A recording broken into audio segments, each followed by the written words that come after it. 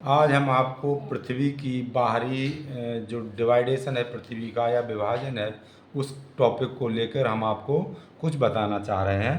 तो आप देखिए, ये एक पृथ्वी का जो है बाहरी खाका है, जिसमें हम देखते हैं कि पृथ्वी में जो डिवाइडेशन होता है वो दिशाओं का पेपर में दिखाते हैं तो अलग दिखाते हैं, और जब ग्लोब में दिखाते हैं तो अलग तरीके से दिखाते हैं।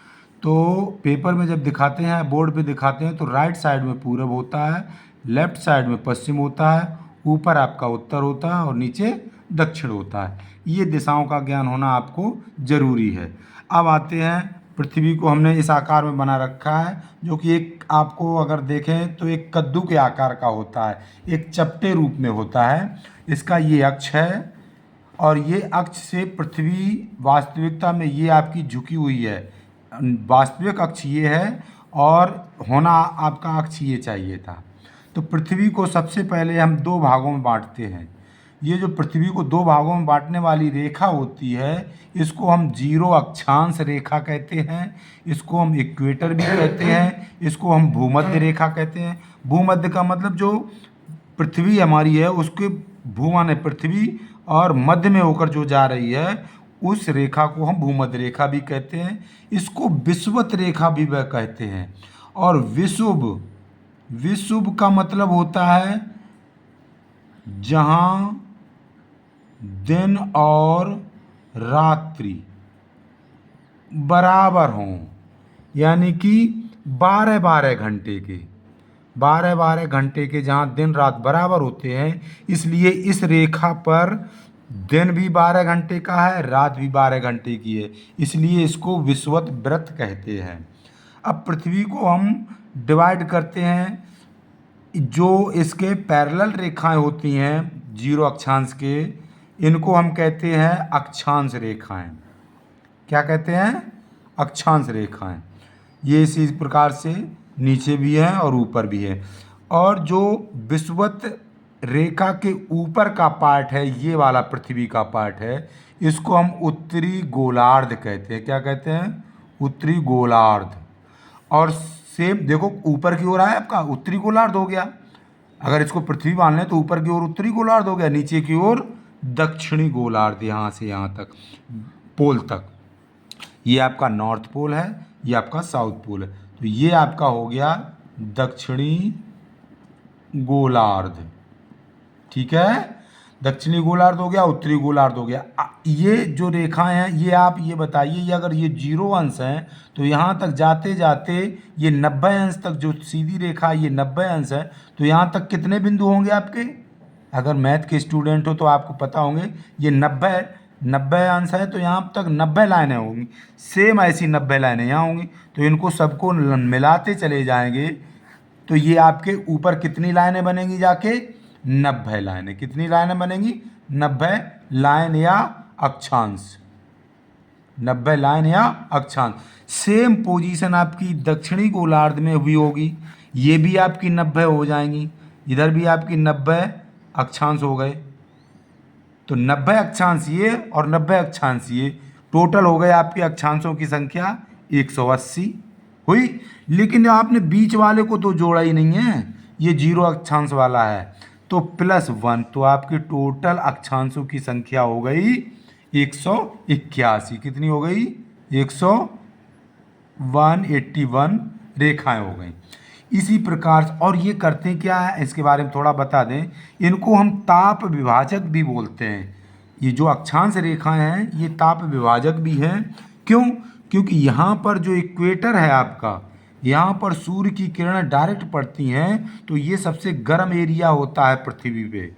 इसके आसपास जो गर्म एरिया होता है, एक्चुअल में ये आपका 5 डिग्री ऊपर 5 डिग्री नीचे जो होता है, ये आपका हॉट प्लेस होता है, बहुत गर्म एरिया होता है। इसमें जो लोग होते हैं वो आपके रंग में काले वगैरह आपको दिखाई पड़ते हैं। अफ्रीका में ये रेखा ज़्यादा उसके बीचों बीच से होके जाती है।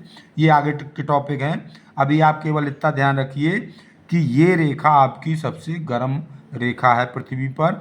इसके बाद जैसे ही हम ध्रुवों की ओर जाएंगे, दोनों तरफ इनका टेम्परेचर बढ़ता चला जाएगा। अगर यहाँ मान के चलो आपका 40 डिग्री है तो यहाँ पे आपका 30 डिग्री रह जाएगा, यहाँ इधर 20 डिग्री रह जाएगा, यहाँ 5 डिग्री रह जाएगा, यहाँ आपका 1 डिग्री रह जाएगा, इधर आपका 0 डिग्री चला जाएगा, क्योंकि यहाँ पे बर्फ़ जमी हुई है, दोनों पोलों पे बर्फ़ जमी हुई है। तो ये आपका जब बर्फ़ है तो 0 डिग्री के नीचे भी चला जाएगा, टेम्परेचर कितना चला जाएगा, 0 से नीचे भी चला जाएगा। तो ये देखो ताप को विभाजित कर रही, यहाँ 40 है, यहाँ 20 है, यहाँ 10 है, ये तो ताप विभाजक होती। सिमिलरली आपका जो दक्षिणी गोलार्ध है उसमें भी यही चीज़ होगी, ठीक है। तो आप और इनकी संख्या आपको मैंने बता ही दी है। इनको ताप विभाजक क्यों कहते हैं, मैंने ताप का दिखा दिया आपको कैसे ये ताप को डिवाइड करती हैं। ये रेखा है, ये रेखा आपकी हो सकता है 5 डिग्री सेंटीग्रेड ताप की है, तो इधर होगा आपका 4 डिग्री, यहाँ आपका 0 डिग्री आ जाएगा, ठीक है। इसके बाद आपने ग्लोब में ऐसी रेखाएं भी देखी हैं, इनको कहते हैं देशांतर रेखाएं। क्या कहते हैं, देशांतर रेखाएं। इनकी संख्या अगर आप देखेंगे तो चूंकि हम इसको देख रहे हैं, ये एक गोला का एक पार्ट आपको दिख रहा है, इसके पीछे भी तो गोला पूरा होगा, तो वो गोले का पूरा पार्ट आपको नहीं दिख रहा, तो एक साइड में पार्ट दिख रहा है। और आपको पता होना चाहिए कि एक गोले में अक्षांशों की संख्या कितनी होती है, एक गोले में अक्षांशों की संख्या होती है, कितने अक्षांश होते हैं, 360 अक्षांश होते हैं। तो 80 आपको इधर दिख रहे और 80 ही आपके पीछे है, तो पूरे गोले में जो ये अक्षांश हैं, रेखाएं हैं, ये कितनी होंगी, 360। और ये नॉर्थ पोल से साउथ पोल तक जाती हैं, नॉर्थ पोल से साउथ पोल तक जाती हैं। और इनमें जो दूरी होती है वो आपकी भूमध्य रेखा पर सबसे ज़्यादा दूरी होती है। इधर जाएंगे, देखो दोनों रेखा एक ही जगह मिल गई तो यहाँ दूरी कम होती चली गई, और फिर जब दक्षिणी ध्रुव पे गए तो भी आपकी कम होती चली गई। तो भूमध्य रेखा पे इनके दोनों के बीच की दूरी सबसे ज़्यादा होती है, जबकि ध्रुवों पर इनकी दूरी न्यूनतम होती है। इसी प्रकार से अक्षांश रेखाओं के बीच की दूरी, अक्षांश एक ये है, एक अक्षांश ये है, एक अक्षांश ये, अक्षांश रेखाओं के बीच की दूरी आपकी हर जगह बराबर होती है, और इनके बीच की दूरी 111 किलोमीटर होती है। चाहे यहाँ नाप लो, चाहे आप यहाँ पे नाप लो दो रेखाओं के बीच में, चाहे दक्षिणी गोलार्ध में नाप लो, सबकी जो दूरी है 111 किलोमीटर, ठीक है। इसके बाद इसमें जो आपकी ताप विभाजक हैं, इसमें 4 रेखाएं बहुत इंपॉर्टेंट हैं। एक आपकी 23.5 अंश उत्तरी गोलार्ध में, और एक आपकी 23.5 अंश दक्षिणी गोलार्ध में, और एक आपकी उत्तरी गोलार्ध में 66.5 अंश पे है, और दक्षिणी गोलार्ध में आपकी 66.5 अंश पे है। इस 23 अंश को, इसको हम कर्क रेखा बोलते हैं, कर्क रेखा या कर्क अक्षांश, ठीक है। और जो दक्षिणी गोलार्ध है इसको हम मकर रेखा बोलते हैं। क्या बोलते हैं, मकर रेखा या मकर अक्षांश। और ये जो 66.5 पे है इसको दक्षिणी ध्रुव गोलार्ध, दक्षिणी ध्रुव रेखा बोलते हैं, दक्षिणी ध्रुव रेखा। और ये कौन सी हो जाएगी, अगर उत्तर में है तो उत्तरी ध्रुव रेखा। इस प्रकार से ये आपका एक ऊपर का खाका तैयार हुआ है। अब इनका ये जो आपकी रेखा हैं, जो जिनको हम कहते हैं देशांतर रेखाएं, इनकी संख्या मैंने आपको बता दी। हाँ, इनका काम क्या, क्यों ऐसा डिवाइड किया गया है, इसके बारे में और आपको बता दें। इनको हम समय विभाजक भी बोलते हैं। क्या है, समय विभाजक। अगर इंडिया हमारा, चूँकि ये आपकी रेखा बीचों बीच से जाती है इंडिया की, अगर हम इंडिया को हम आपका यहाँ दिखा दें, ये इंडिया का नक्शा है, इंडिया के बीचों बीच से होके जाती है 8 प्रदेशों से, कौन की, कर्क रेखा।